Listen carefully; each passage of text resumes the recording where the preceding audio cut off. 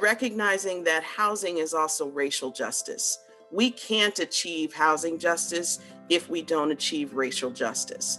And part of that is because the foundation of our housing policies in the United States were really based on structural racism and, frankly, anti-Black and Indigenous racism.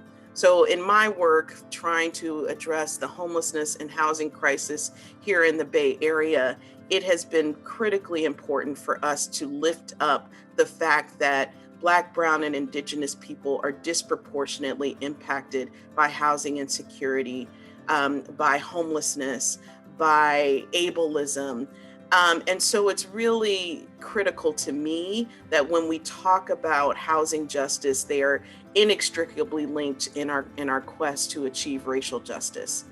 Social justice means fairness and rights, opportunities, and treatment of all people. So intersectionality is a term or idea by Kimberly Crenshaw.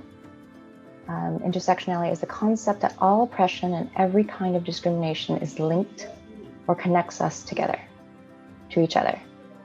It is an acknowledgement that everyone has their own unique experiences of discrimination and oppression, that we must consider everything and anything that can marginalize people, such as race, gender, class, sexual orientation, identity, or disability.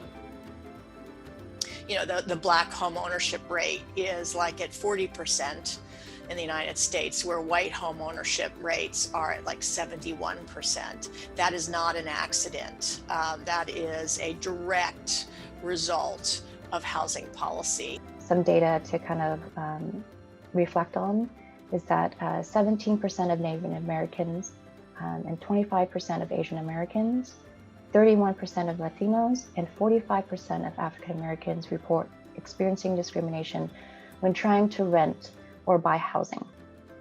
By contrast, just 5% of white Americans report experiencing housing discrimination. So we know that racial bias not only undermines access to housing, but also can affect property values. There continues to be denial around the impacts and reality that structural racism exists, that anti-Blackness, Black racism in particular exists, that we have, intentionally designed housing policies that exclude folks with disabilities, other marginalized communities, and that those things still show up today.